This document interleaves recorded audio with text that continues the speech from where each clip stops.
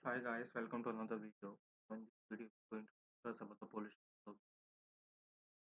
So after the battle of Palasi and battle of Bucks, India company had their general policy, the difference, and in which they used to govern the India. Whereas general administration, economic trade and agriculture, economy exploitation of British, land revenue policy, permanent settlement, Rohitwari, Malwari, social policy, education policy, development of press, development of sales house, general administration, various administration phases during the policy of equality. Like 1608 to 1764. EIC was a purely commercial board before 1740, and the struggle for the equality with the other European powers kept it like East India Company was a commercial body before 17, and the struggle for the equality with the other European powers kept this policy. They had no plans for the empire. Like first, they only thought about we have to just do the commercial activity.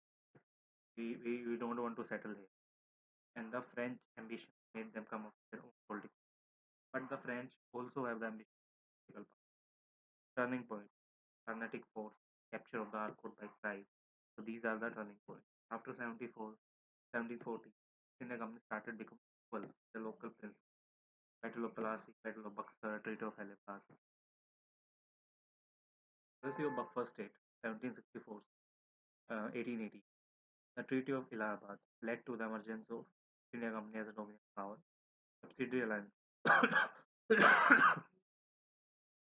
Ring fence or buffer state to safeguard the territorial and the commercial, mainly to encounter the Maratha power, the biggest threat to the East India Company. Ring fence or buffer state policy, right, to safeguard the territorial and commercial, counter the Maratha powers, biggest threats. Evident during the Mysore and Maratha war. Policy of subordinate isolation. Policy of annexations and the usurpation of the province.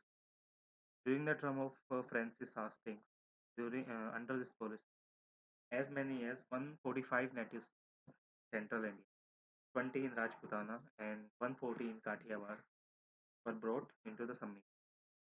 It was done so that East India Company could extract whenever the advantage and wanted in terms of agriculture produce or any kind of the revenue for promoting its trade, for promoting its trade interest and multiplying the profit. The infamous doctrine of the lapse, whereby the company could take the complete control and the possession of native state in case there was any problem of succession after the ruler's death or incapacity to rule, began to take the shape. Even after the conquest and the annexation, isolation took place as the Britishers never treated the princely states as a part of British Empire. Rather, what they did, they controlled the each and every important aspect of the administration, retained the other regulate. Even after the conquest, the annexion, isolation took place as the Britishers never treated the princely states as a part of Britain. Rather, what they did was they controlled the each and every important aspect of it, retained the principle of the regular policy of subordination 1857-1930. The Government of India Act 1858 forbade any more annexation. Thus, the policy of subordinate union was to punish and depose the princely states, but not annex. The princely states were now part of the political system of British, and they were given the representation of the Viceroy's Council, later on the Central Legislative Assembly. The rulers were even invited to the Round Table Conference that were to decide the futures of the British administration. Policy of equal federation. A federation of Indian states was proposed by the Government of India Act 1935. The states were free to join, not to join. Though this policy failed to bring the federation into the day. Economic trade, agriculture, and land. So self-sustained used to manufacture most of the daily use products within the village. Unit of the local self-government, cultivators, patils or the tax collectors or the headmen. One third to the one sixth of the revenue. Actually, it was very economic to them, and the flourishing trade of the crafts and the other items, especially the cotton textile. So that time, their economy is more self-sustained. They used to manufacture mostly of daily use product within the village. And this is the unit of the local self-government and the cultivators, patils or the tax collectors, headmen. These are basically the part of this economy. And one third of the sixth of the revenue, it was economic to them.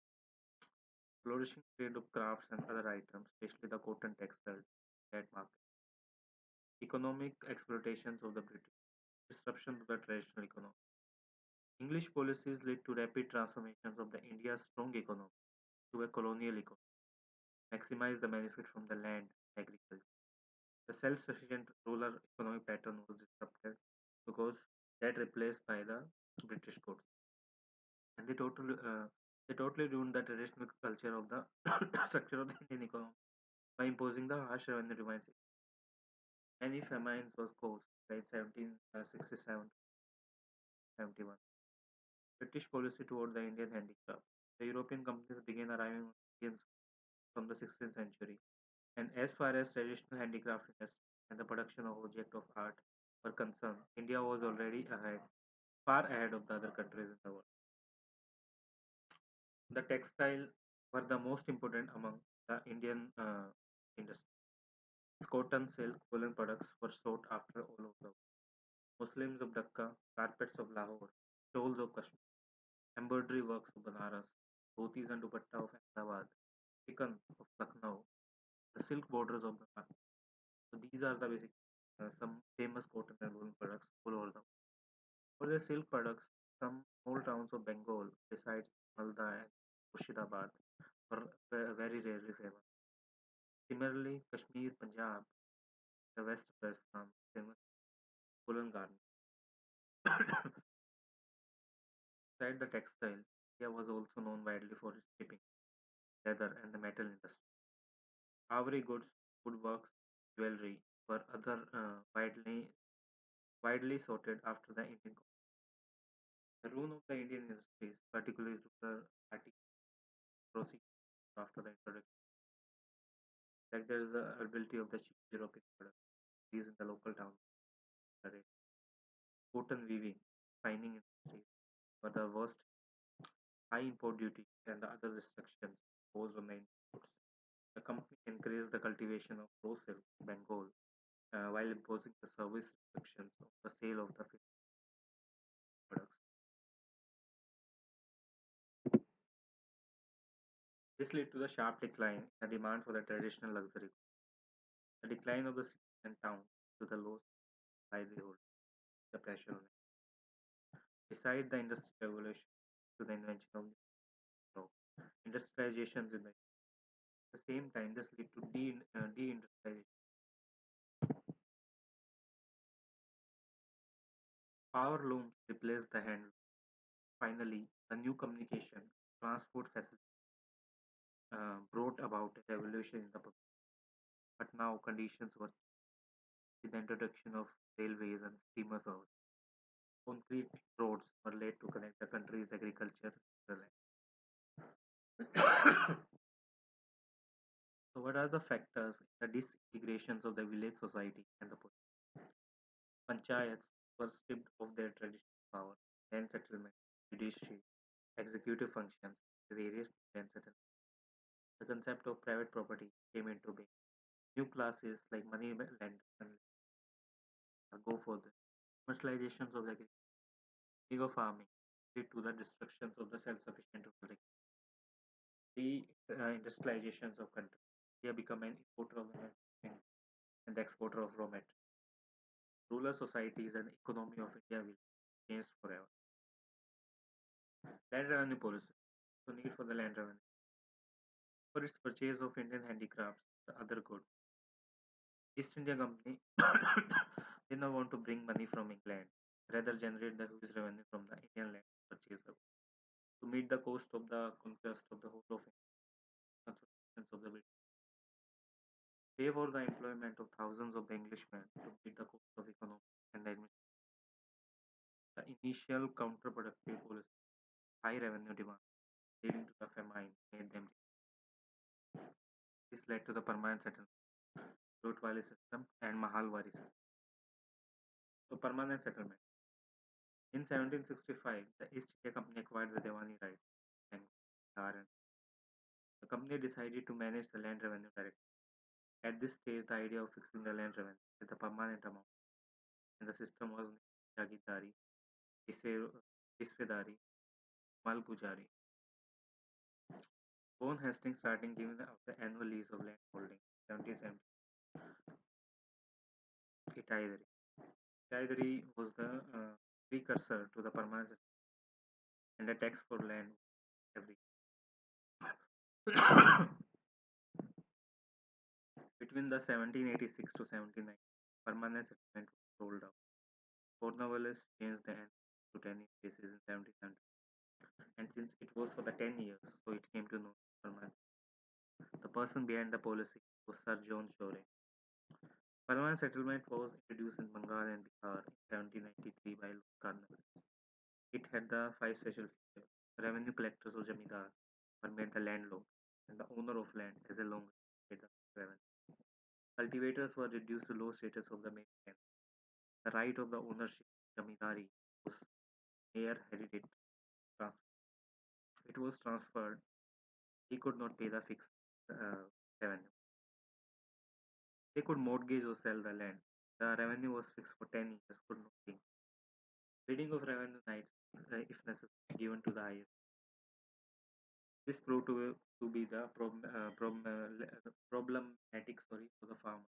And to compensate the high revenue of land, the jamidar used to collect the things.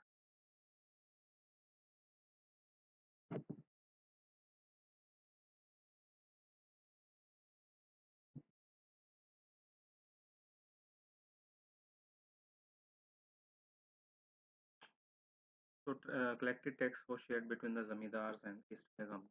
As for tax state demand 89%, zamidar share 10%. The settlement was later extended to Odisha, the northern districts of Madras Presidency, and the districts of Varanasi. The total area under the system 19% of British territory. It is sometimes called sunset law. The settlement was later extended to Odisha, the northern district of Madras Presidency, and the districts of Varanasi. Total area under the system was the 90% of the British territory.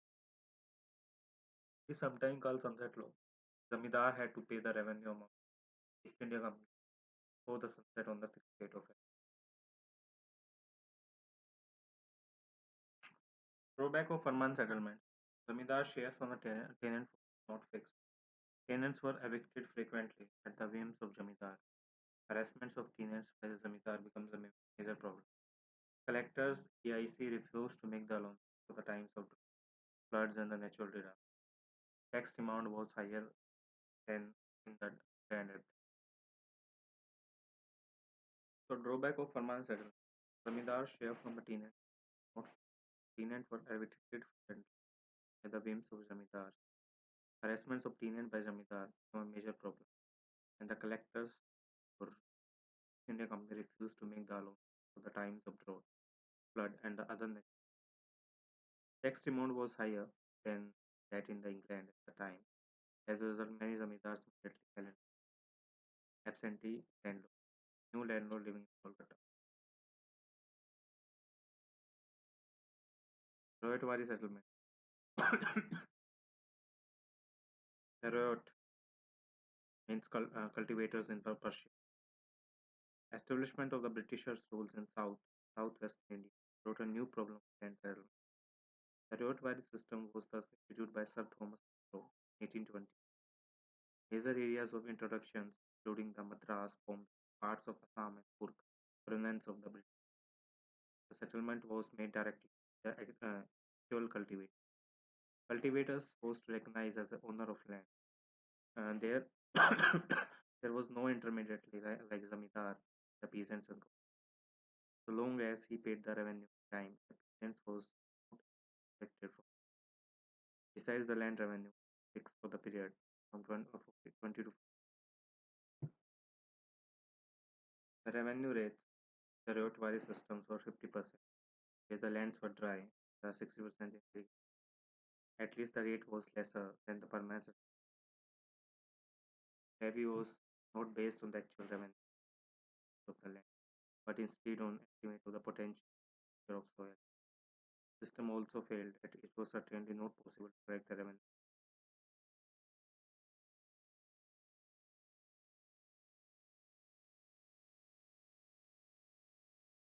Levy was not based on the actual event, on the procedures. The system also failed. It was certainly not possible to collect the revenue in a systematic manner from the multiple. Alwari settlement, Mahal, state or group of village.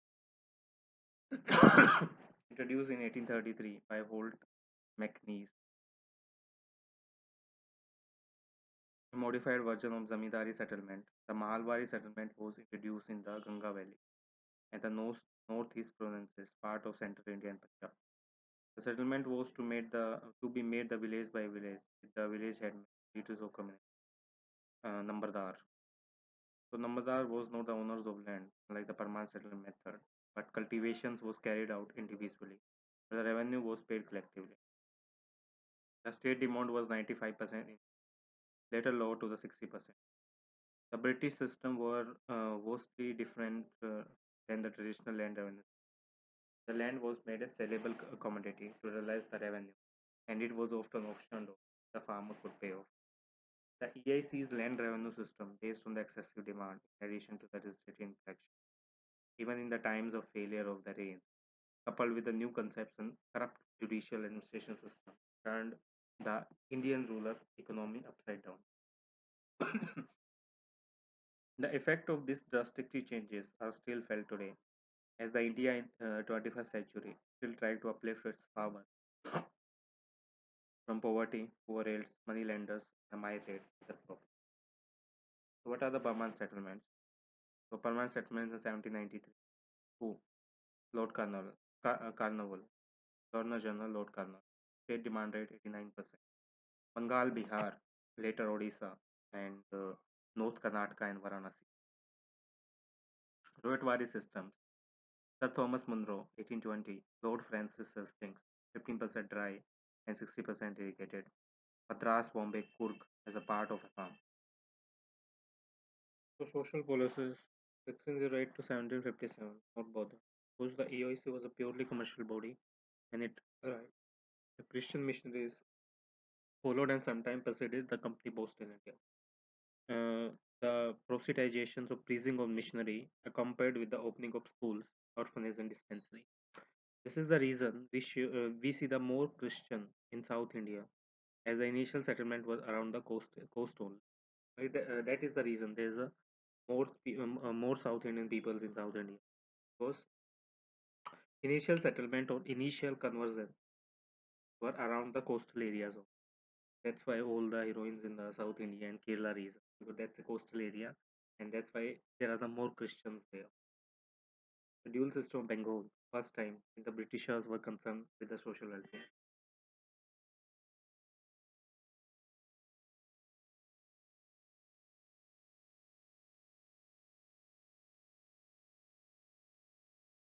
Educational policies. Medieval education system of India, mostly based on religious scriptures and philosophy. Role of Christian missionaries. Aim of this education was evangelization, not the social improvement. First printing press by Portuguese in Goa, 1556.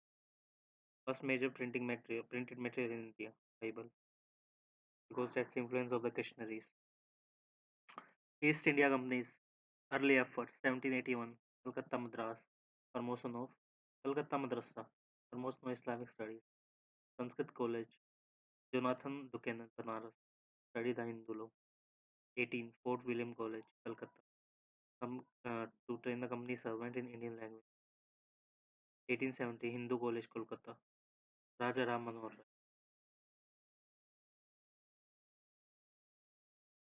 Rai. Young Bengal movement began in Hindu College. 1830, 1 lakh rupees set aside in a Charter Act for the education.